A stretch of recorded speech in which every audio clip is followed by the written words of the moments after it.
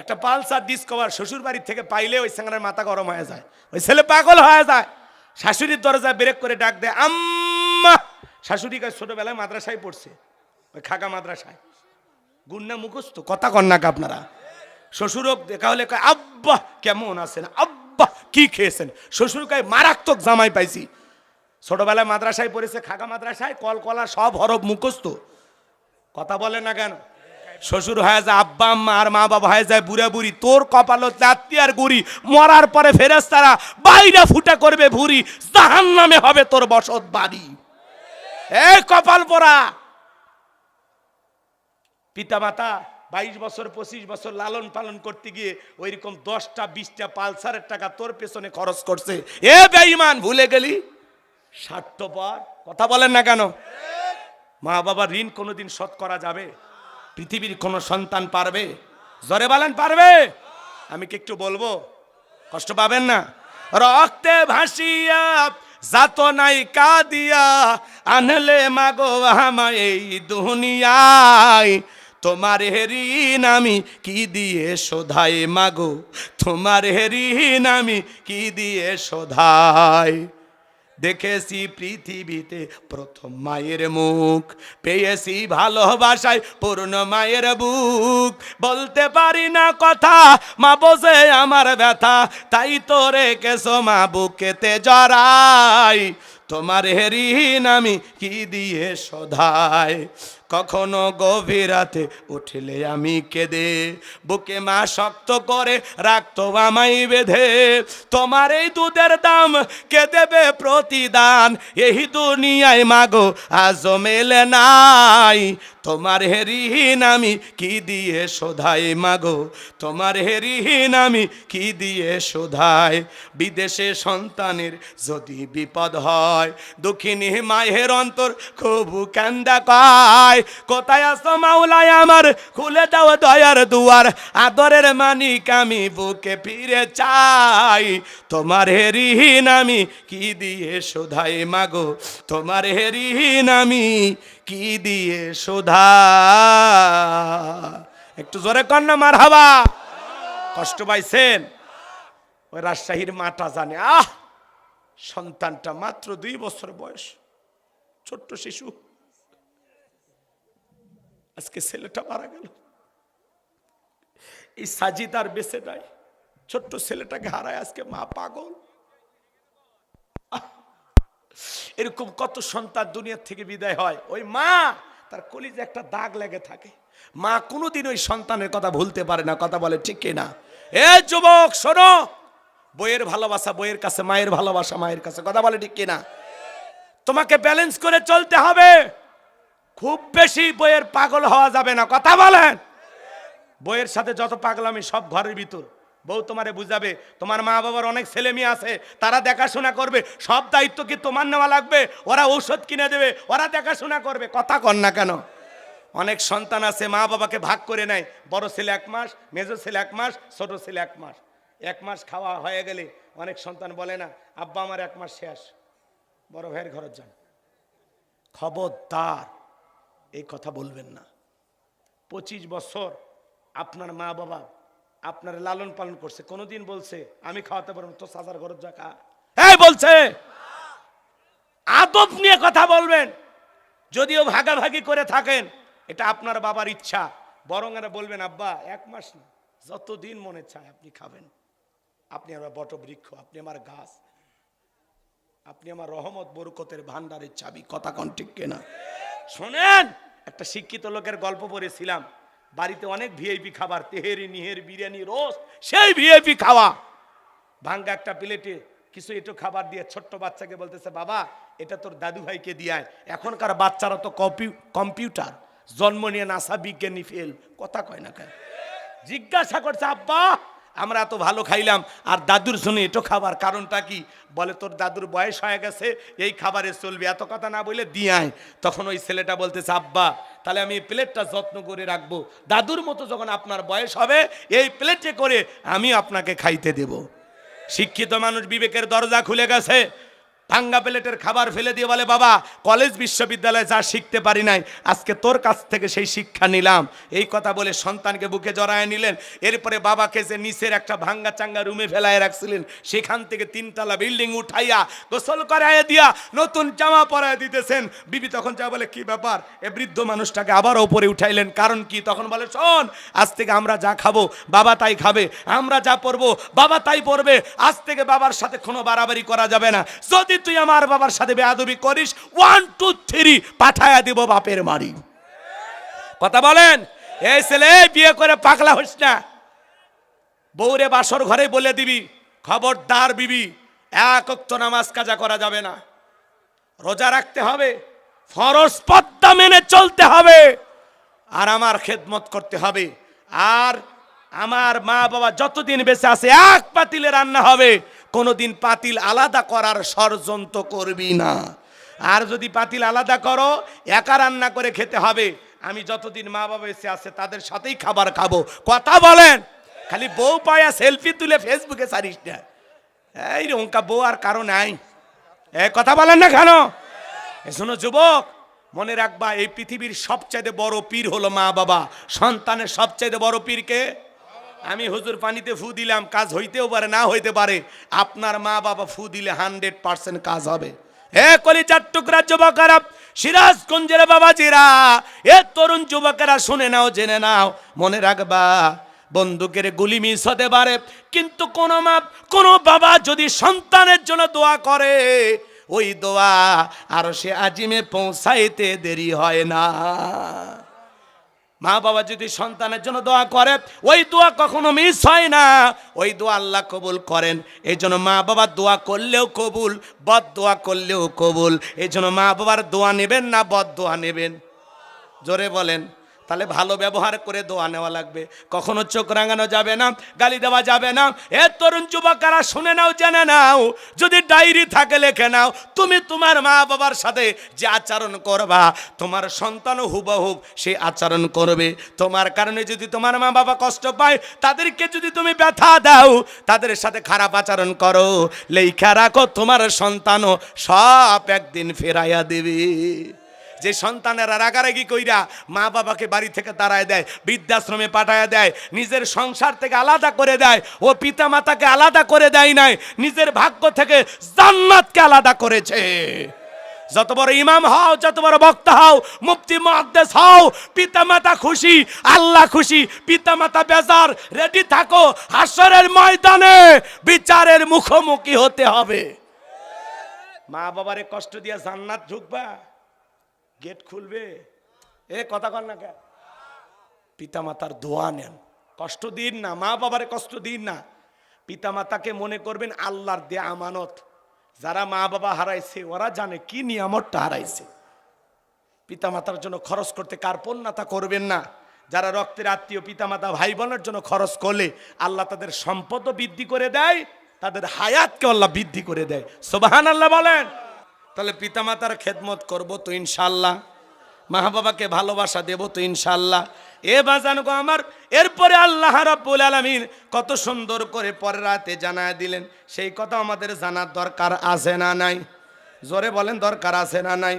পরের রাতে আল্লাহ রাব্বুল আলামিন কত সুন্দর করে জানিয়ে দিলেন, ইয়া বুনাইয়া ইন্নাহা ইন তাকু মিসকালা হাববাতিম মিন খরদালিন ফাতাকুন ফি সাখরাতিন আও ফিস সামাওয়াতি আও ফিল আরদি ইয়াতি বিহাল্লাহ ইন্নাল্লাহা লাতীফুন খবীর।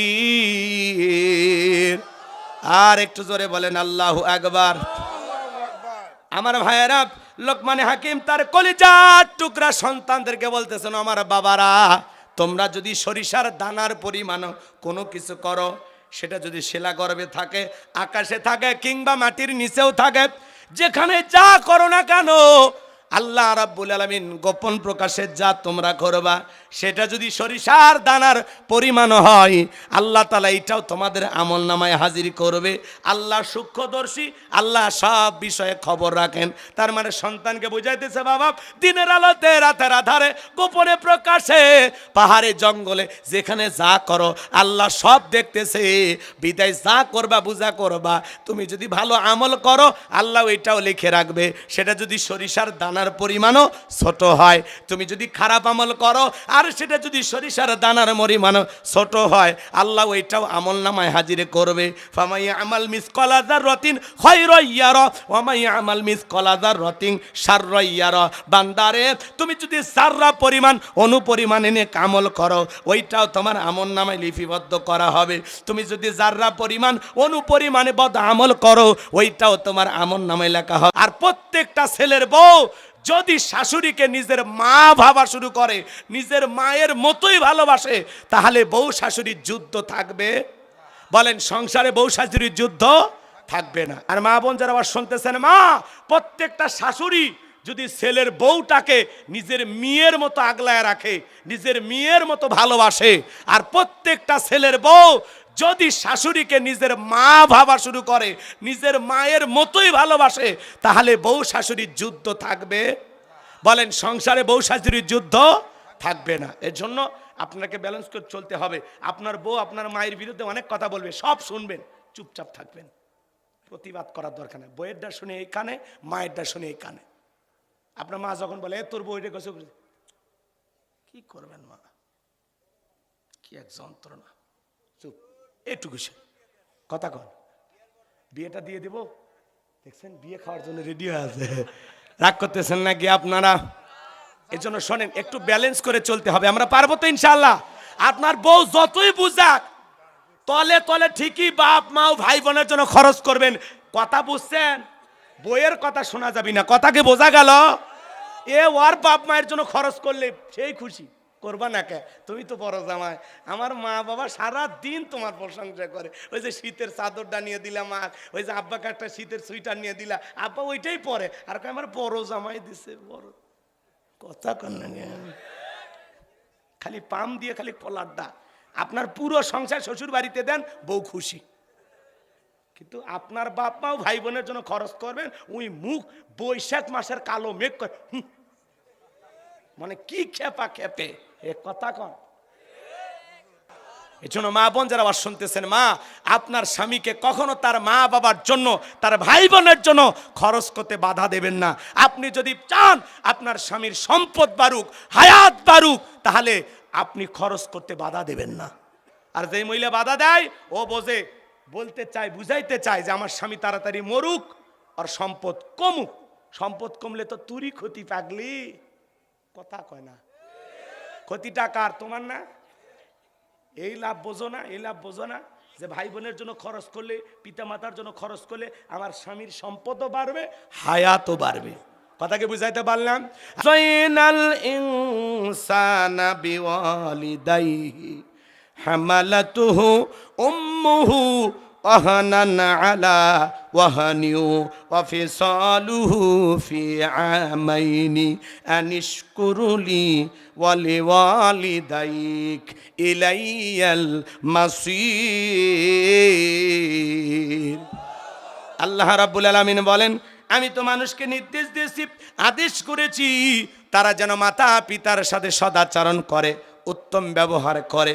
কারণ হলো তার মা কষ্টের পর কষ্ট সহ্য করে সন্তানটাকে গর্ভধারণ করেছেন, 2-2.5 বছর বুকের দুধ পান করাইছেন। সুতরাং আমার প্রতি কৃতজ্ঞ হও, মাতা পিতার প্রতি কৃতজ্ঞ হও। আর তোমরা সবাই তো আমি আল্লাহর দিকে প্রত্যাবর্তন করবা, বলুন সুবহানাল্লাহ, লিল্লাহি তাকবীর। আমার ভাইয়েরা একটু ধৈর্য নিয়ে বসেন বাজান, অনুরোধের ভাষায় বলে যায়।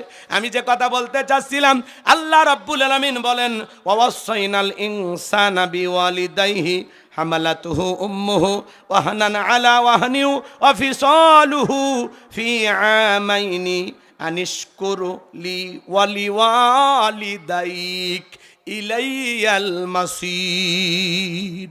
আমি আল্লাহ তাআলা মানুষকে আদেশ দিয়েছি তারা যেন মাতা পিতার সাথে সদাচরণ করে, উত্তম ব্যবহার করে। কারণ হলো তার মা কষ্টের পর কষ্ট সহ্য করেছেন গর্ভ ধারণ করতে গিয়ে। একটা মায়ের সন্তানকে পেটে রাখতে কতটা কষ্ট হয় বাজার। বর্তমান বিশ্বের ডাক্তার গবেষণা করে বলতেছে, মা যখন সন্তানটাকে গর্ভ ধারণ করে 3-4 মাস মা খাইতে পারে না, মার বমি বমি ভাব হয়, খাবারের রুচিটা নষ্ট হয়ে যায়।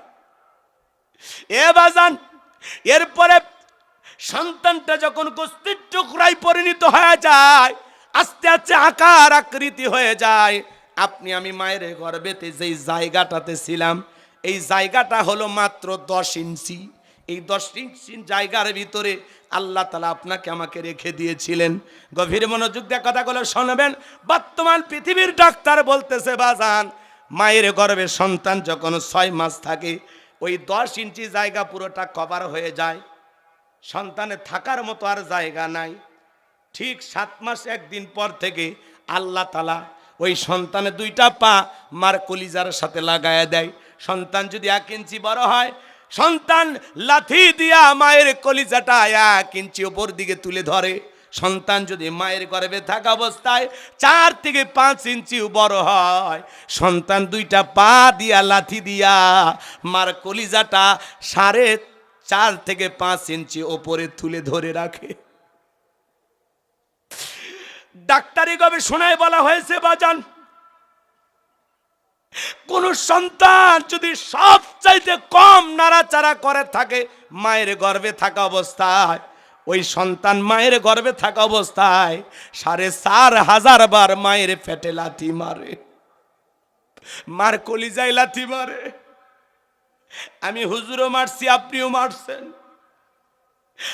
সিরাজগঞ্জের মুসলমানেরা, সন্তান যখন আস্তে আস্তে এতটা বড় হয়ে যায়, ডেলিভারির সময়টা যখন চলে আসে, 9-10 মাস যখন হয়ে যায়, মার পেটটা যখন তরমুজের মতো বড় হয়ে যায়, মা রাতের বেলায় ঘুমাইতে পারে না।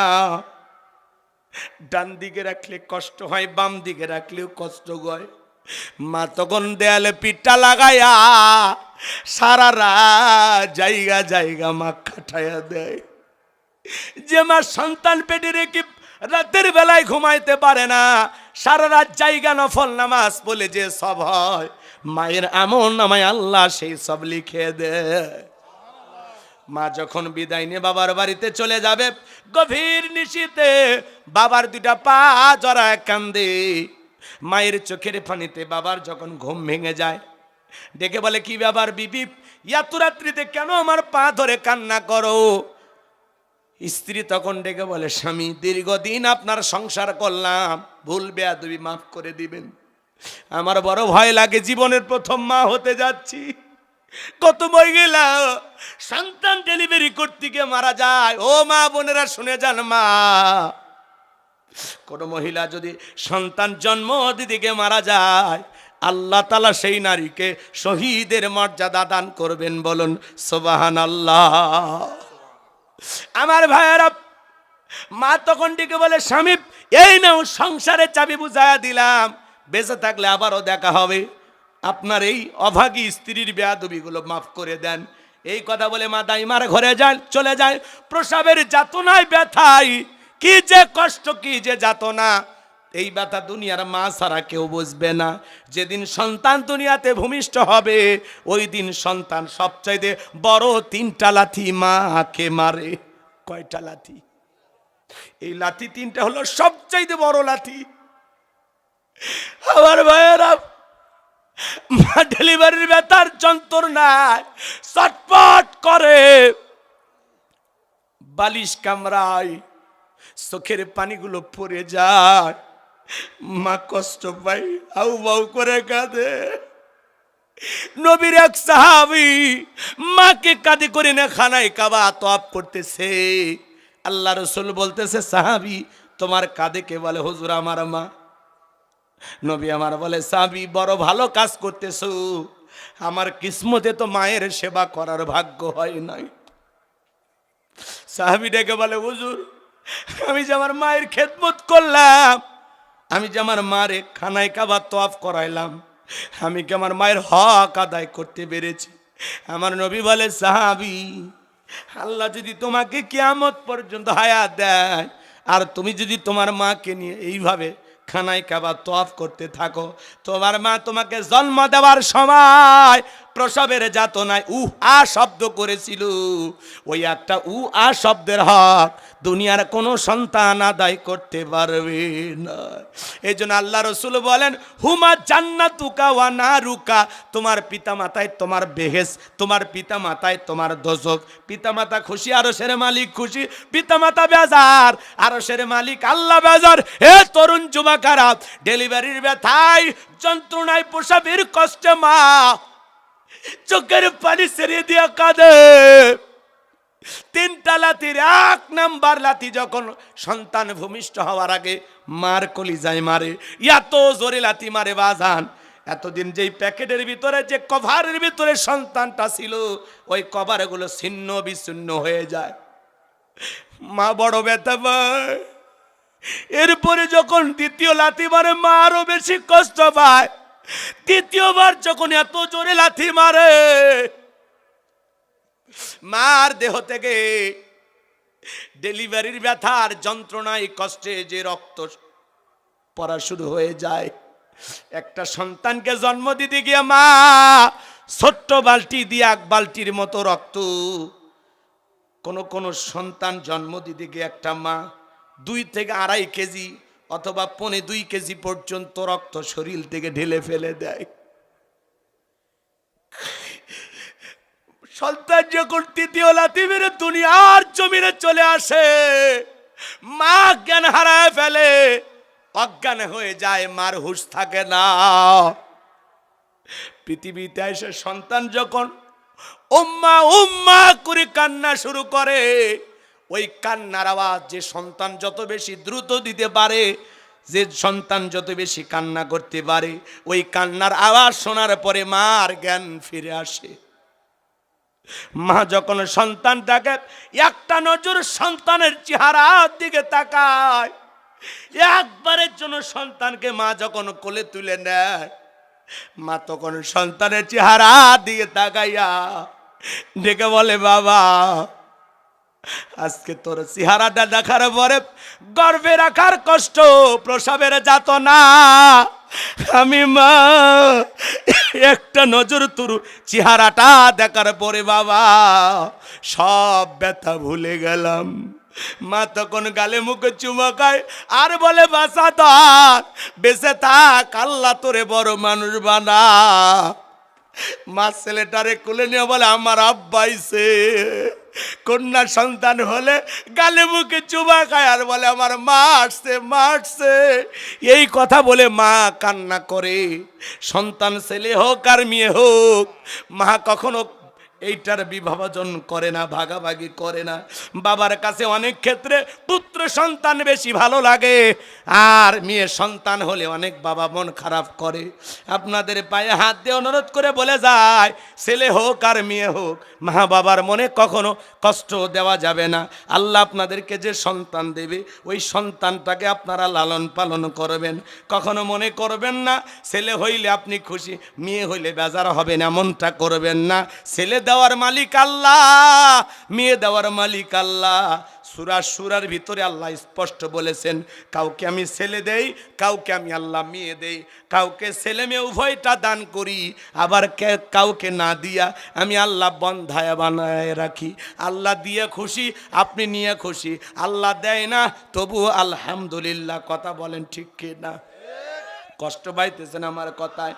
তাহলে একটা মা কত কষ্ট করে। এই জন্য আল্লাহ বলেন, ওয়াকাদা রাব্বুকা আল্লা তা'বুদু ইল্লা ইয়্যাহু ওয়া বিল ওয়ালিদাইনি ইহসানা। আল্লাহ বলে, আমার ইবাদত করো, আমার দাসত্বরা গোলামি করো। খবরদার আমার ইবাদতের সাথে কাউকে শরীক করো না। আমার ইবাদতের পর তোমাদের দায়িত্ব হলো মাতা পিতার খেদমত করা, তাদের সাথে উত্তম আচরণ করা। হে সিরাজগঞ্জের তরুণ যুবকেরা, পা দুটো আগা দাও। আমি তোমাদের পা ধরে অনুরোধ করে বলে যাই, জীবন দশায় কোনোদিন মা বাবার মনে কষ্ট দিবেন না, ব্যথা দেবেন না। কোন কোন সন্তান আছেন, হাত দুইটা তুলে দেখান কারা কারা মা বাবার খেদমত করে তাদেরকে খুশি রেখে তাদের দোয়া নিয়ে জান্নাতে যেতে চান, দুটা হাত তুলে আল্লাহকে দেখান। আল্লাহ আমাদের সবাইকে পিতামাতার খেদমতকারী সন্তান হিসেবে কবুল করুন। সিল্লা বলেন আমিন। আর একটু জোরে বলেন আমিন। হে যুবক, আজকে রাজশাহী তানোরের দিকে তাকায় দেখো, একটা সন্তান গভীর নলকূপে পড়ে গেছে। দুঃখিনী মা অঝরে চোখের পানি ছেড়ে দিয়া কান্না করতেছে। মারাহাজারিতে আর্তনাতে আকাশ বাতাস ভারী হয়ে গেছে। সেখানে যে মেশিনগুলো যন্ত্রগুলো সেট করা হচ্ছে, সেখান থেকে আওয়াজ আসতেছে। ওই সন্তানটা ওই গভীর নলকূপে পড়ে মা মা বলে চিৎকার মারতেছে। আজকে সেই সন্তানটাকে ফায়ার সার্ভিসের লোকেরা দীর্ঘ 32 ঘন্টা অভিযান চালাইয়া দীর্ঘ সময় সারা দেশের মানুষ মনে হয় থমকে ছিল। এই রাজশাহী তানোরে গভীর নলকূপের পাইপে পড়া সেই শিশুটি হাসপাতালে নেওয়ার সময় আমার ভাইয়েরা পথের মধ্যে মৃত্যুবরণ করেছেন। হাসপাতালে নেওয়ার পরে চিকিৎসক তাকে মৃত ঘোষণা করেছেন। আবার অনেকে বলতেছেন এখনো জীবিত আছে। আল্লাহর কাছে কি বলবো বাজান, একটা সন্তান মা হারাইয়া পাগল পারা হয়ে গেছে। একটা সন্তান গভীর নলকূপে পড়ে দুনিয়ার জমিন থেকে বিদায় হয়ে গেল। মা বলতেছে আমার সাথে হেঁটে আসতেছিল, হঠাৎ করে পাইপের ভিতরে পড়ে গেছে। সন্তানটাকে হারিয়ে আসমা পাগল হয়ে গেল। 32 ঘন্টা একটা বাচ্চা বাজান গভীর নলকূপে পড়ে গেছে। সেখানে যদি সে বেঁচে থাকে এটা আল্লাহর সাহায্য। কথা বলেন না কেন? ইউসুফ আলাইহিস সালামকে এরকম কূপে ফেলানো হয়েছে। আল্লাহ তাআলা জিবরাইলের মাধ্যমে তাকে কূপে থাকার ব্যবস্থা করে দিয়ে আজকে সন্তানটা যদি বেঁচে যায় এটা আল্লাহর পরম দয়া পরম মায়া। আর যদি সন্তানটা মারা যায় কিছু করার নাই। এই সন্তান যিনি হারিয়েছেন যে মা, আল্লাহ যেন তাকে ধৈর্য ধারণ করার তৌফিক দান করেন। আল্লাহ যেন তার পরিবারের শান্তি ফিরিয়ে দেন, সবরে জামিল দান করেন। আর যদি সন্তানটা